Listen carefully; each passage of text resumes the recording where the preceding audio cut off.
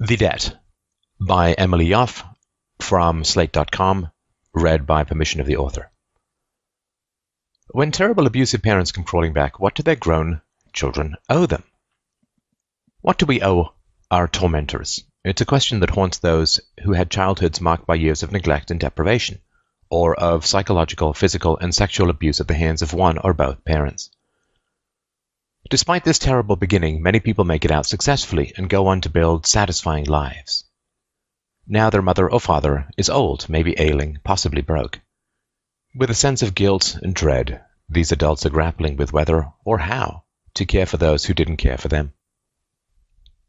Rochelle, 37, wrote to me in my role as Slate's Dear Prudence because of the pressure she was getting from friends to reach out to her mother.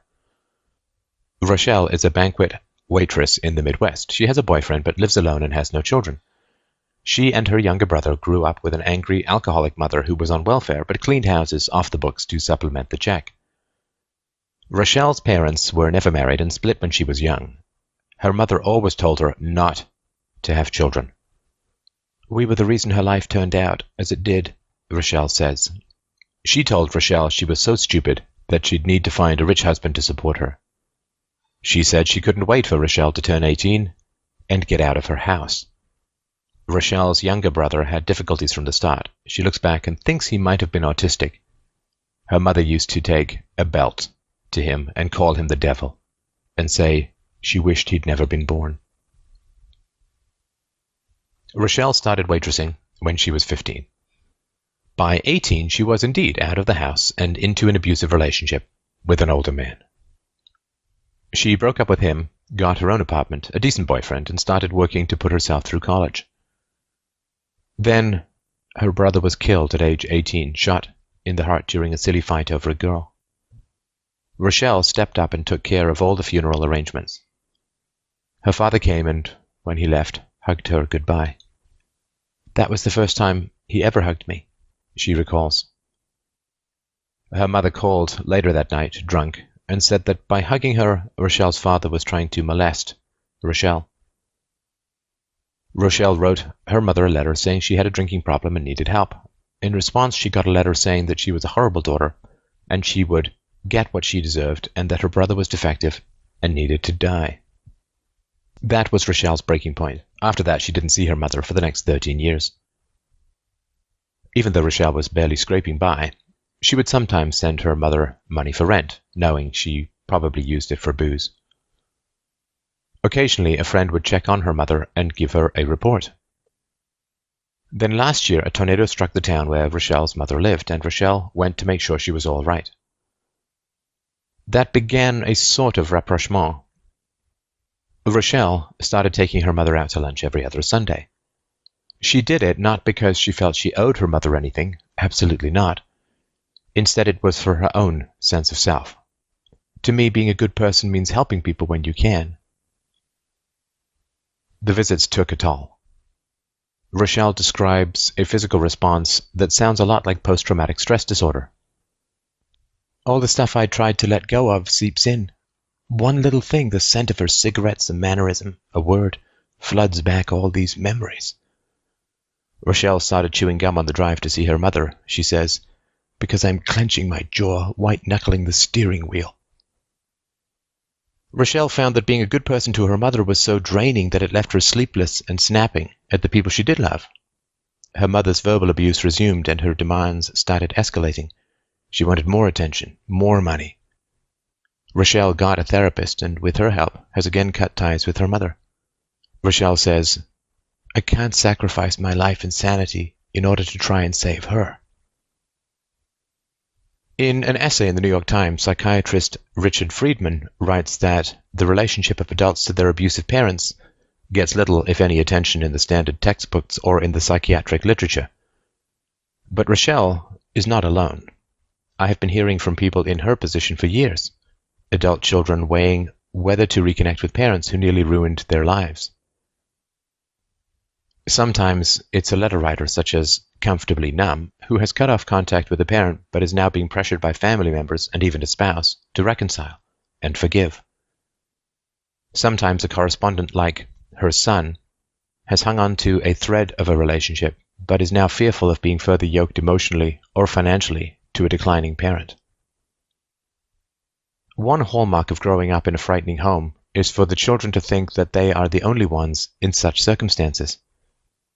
Even when they reach adulthood and come to understand that many others have had dire childhoods, they might not reveal the details of their abuse to anyone. The profound isolation that's imposed on people is a very painful and destructive thing, says Dr. Vincent Felitti, co-principal investigator of the Adverse Childhood Experiences Study. According to the Centers for Disease Control and Prevention, about 3.3 million cases of abuse or neglect were reported to Child Protective Service agencies in 2010. This vastly undercounts the actual number of horrific and painful childhoods, as most never make it onto any official record. The CDC notes that some studies estimate that 20% of children will be the victims of such maltreatment. That means a lot of people are wrestling with this legacy. Loved ones and friends, sometimes even therapists, who urge reconnecting with a parent often speak as if forgiveness will be a psychic aloe vera, a balm that will heal the wounds of the past. They warn of the guilt that will dog the victim if the perpetrator dies estranged. What these people fail to take into account is the potential psychological cost of reconnecting, of dredging up painful memories and reviving destructive patterns. Eleanor Payson, a marital and family therapist in Michigan and the author of The Wizard of Oz and Other Narcissists, sees some clients who feel it would be immoral to abandon a now feeble parent, no matter how destructive that person was. Payson says she advises them to find ways to be caring while protecting themselves from further abuse. One of my missions is helping people not be tyrannized by false guilt or ignore their own pain and needs, she says. Setting limits is crucial. You may need to keep yourself in a shark cage with no opportunity to let that person take a bite out of you. It's also okay for the conversation to be anodyne. You can say something respectful, something good faith-oriented. I wish you well, I continue to work on my own forgiveness. There is no formula for defining one's obligations to the parents who didn't fulfill their own. The stories of famous people with abusive parents reveal the wide range of possible responses. Abraham Lincoln couldn't stand his brutish father Thomas, who hated Abraham's books and sent him out as a kind of indentured servant. As an adult, Lincoln did occasionally bail out his father financially, but during his father's final illness, Lincoln ignored letters telling him the end was near. Finally, he wrote not to his father, but his stepbrother to explain his absence. "Say to him that if we could meet now, it is doubtful whether it would not be more painful than pleasant." Lincoln didn't attend his father's funeral. Warren Buffett remained distantly dutiful to his mother, who had subjected her children to endless, rabid verbal attacks. On the occasions he visited her at the end of her life, he was a wreck of anxiety, sitting silently while his female companions made conversation. He was 66 when she died at 92. His tears at her death were not because he was sad or because he missed her, he said in his biography, The Snowball. It was because of the waste. Bruce Springsteen's frustrated, depressive father took out much of his rage on his son. In a New Yorker profile, David Remnick writes that long after Springsteen's family had left his unhappy childhood home, he would obsessively drive by the old house. A therapist said to him, "Something went wrong, and you keep going back to see if you can fix it or somehow make it right." Springsteen finally came to accept he couldn't. When he became successful, he did give his parents the money to buy their dream house. But Springsteen says of this seeming reconciliation, "Of course, all the deeper things go unsaid, that it all could have been a little different." We all accept that there is an enduring bond between parent and child. One of the 10 Commandments is to honor your father and your mother, though this must have been a difficult admonition for the children of, for example, Abraham, Rebekah, and Jacob. Yet the loyalty of children to even the worst of parents makes perfect biological sense. From an evolutionary perspective, parents, even poor ones, are a child's best chance for food, shelter, and survival. Regina Sullivan is a research professor of child and adolescent psychiatry at the NYU Langone School of Medicine who studies emotional attachment in rats. In experiments with rats raised by mothers who neglect or physically hurt their pups, Sullivan has teased out that when in the presence of the caregiver, the infant brain's fear and avoidance circuits are suppressed. Attachment programs the brain, she says. The ability of an adult who can say to you, "I had a horrible childhood, I don't like my parents," but then do things to continue to get the parents' approval, is an example of the strength of human attachment in early life. As Springsteen's experience shows, one doesn't just leave such childhoods behind, like outgrowing a fear of the dark. Study after study has found that just as an emotionally warm, intellectually stimulating childhood is typically a springboard for a happy, healthy life, an abusive one can cause a litany of problems. Abuse victims are more likely to suffer from depression, substance abuse, broken relationships, chronic diseases, and even obesity. Many of the high-functioning people I hear from who are wrestling with their debt to their parents have struggled with some of these issues. Rochelle says, "I was a very angry kid. I got into fights in grade school. I've worked on it a lot, on not being the spiteful, angry person all the time." She also says she has dealt with food issues her whole life. Her mother brought home groceries once a month, and she and her brother would devour the food before unpacking it. "We were starving," she says. "If I have an addiction, it's eating." Those who refuse to make peace with a failing parent may also find themselves judged harshly. In his memoir Closing Time, Joe Queenan writes of the loathing he and his sisters felt for their alcoholic, physically and psychologically abusive father. When they were grown, Queenan writes, "We talked about him as if he were already dead. Such wishful thinking was rooted in the hope that he would kick the bucket before reaching the age where he might expect one of us to take him in, although they agreed none would.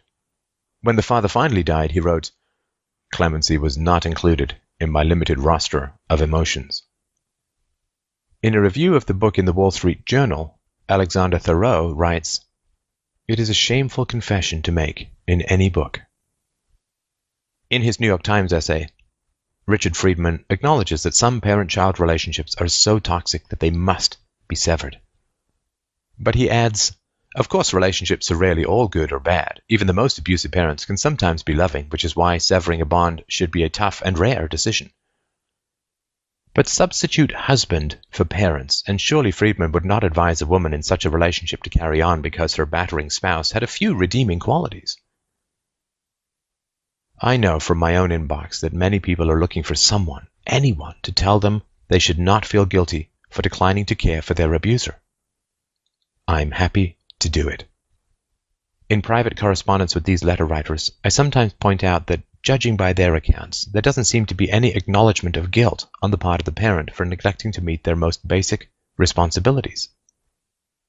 A woman I'll call Beatrice wrote to me as she wrestled with how to respond to a series of emails, calls, and letters from her long-estranged parents. Beatrice, 42, has a doctorate, is a professor of mathematics at a Midwestern university, and lives with her supportive boyfriend. She thinks of herself simultaneously as a self-made person and a damaged one. She decided long ago not to have children. "I have never felt confident I could trust another person to be the other parent. I'm not sure I could be a competent parent because of what I've been through." Of her childhood, she says, "I don't remember any happy days at all." Her father had violent rages. He once knocked her down a flight of stairs. If she couldn't finish dinner, she would have to sit at the table all night, and then get beaten by him if she didn't clean her plate. Her mother never intervened. Her parents divorced when she was young, and her father refused to pay child support. A few years later, her mother became the fifth wife of Beatrice's new stepfather, and life got much worse.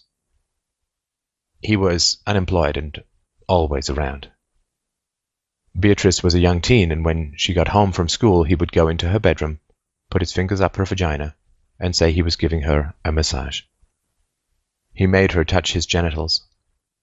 He let his friends come over and have fun with her as long as they didn't take her virginity. When she was 17, she finally stood up to him, and he kicked her out of the house. He told her mother she had taken off of her own accord. By that time, she was working 40 hours a week at a crafts store in addition to going to school, and a co-worker let her move into her basement. She contacted her mother and asked her to meet her for lunch. Beatrice explained everything that had been going on with her stepfather. "She told me she didn't believe a word, and that she didn't want to hear any more," Beatrice says. "That was the last time I saw her." That was 25 years ago. Beatrice says that during her childhood she would sometimes feel sorry for herself. Her friends would complain about their parents or about having bad days, and she would think they had no idea what a bad day was. But she says of being on her own at 17, "The day my stepdad kicked me out, my life got better. I could come home and no one was trying to do anything bad to me. I didn't have to hide. I didn't have to worry about getting hit.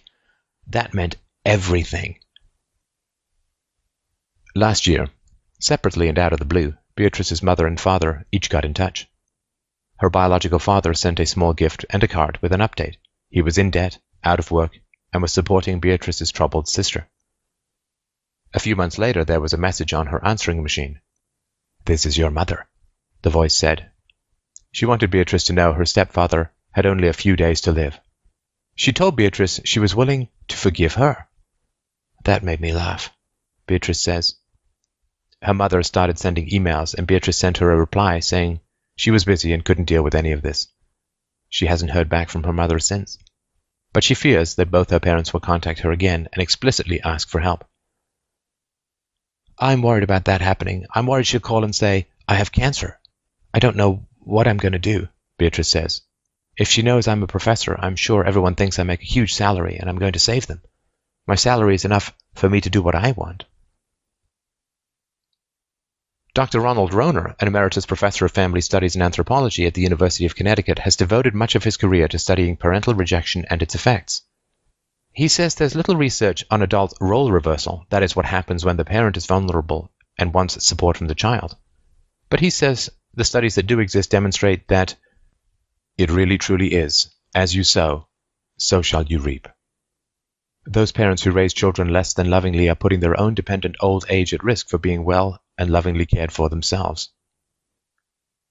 In a 2008 essay in the journal In Character, history professor Wilfred McClay writes that as a society we have twisted the meaning of forgiveness into a therapeutic act for the victim. Forgiveness is in danger of being debased into a kind of cheap grace, a waiving of standards of justice, without which such transactions have no meaning. Jean Bethke Elstein, a professor at the University of Chicago Divinity School, writes that there is a watered-down but widespread form of forgiveness best tagged peremptory or exculpatory forgiveness, that is, without any indication of regret or remorse from perpetrators of even the most heinous crimes. We are enjoined by many not to harden our hearts, but rather to forgive. I agree with these more bracing views about what forgiveness should entail. Choosing not to forgive does not doom someone to being mired in the past forever. Accepting what happened and moving on is a good general principle. But it can be comforting for those being browbeaten to absolve their parents, to recognize that forgiveness works best as a mutual endeavor. After all, many adult children of abusers have never heard a word of regret from their parent or parents. People who have the capacity to ruthlessly maltreat their children tend towards self-justification, not shame. Even apologies can have their limits, as illustrated by a Dear Prudence letter from a mother who called herself Sadder but Wiser. She verbally humiliated her son when he was a boy, realized the damage she had done, changed her ways, and apologized. But her son, who recently became a father, has only a coolly cordial relationship with her, and she complained that she wanted more warmth and caring. I suggested that she should be glad that he did see her, stop whining for more, and tell her son she admires that he is giving his little boy the childhood he deserves and that he didn't get. It's wonderful when there can be true reconciliation and healing, when all parties can feel the past has been somehow redeemed. But I don't think Rochelle, Beatrice, and others like them should be hammered with lectures about the benefits of, here comes that dread word, closure. Sometimes the best thing to do is just close the door. And Dr. Phil, for what it's worth, who has on his board, the advisory board, the top names in psychology and psychiatry, he says, if you were abused, the emotional wounds caused by parental abuse can last long beyond childhood. If you want to rebuild a relationship with your parent now that you are both adults, Dr. Phil has some advice. Be heard. You won't be able to repair the relationship until your parent fully understands how the abuse has affected you. He or she may feel guilty, but you're the one who needs to be helped. Redefine the relationship. It's up to you to express yourself, Tell your parent what you need now that you're not getting. Be honest and clear. This is your chance to say exactly what you need emotionally. Nothing can change the past, but you can create a new history with your parent. Treat each other as the people you are now. Do what is best for you. Consider the possibility that it may not be healthy to have any sort of relationship with your parent. It's a difficult pill to swallow, and it should be used as the last option. However, it may be the option that helps you the most. drphil.com/articles/article/35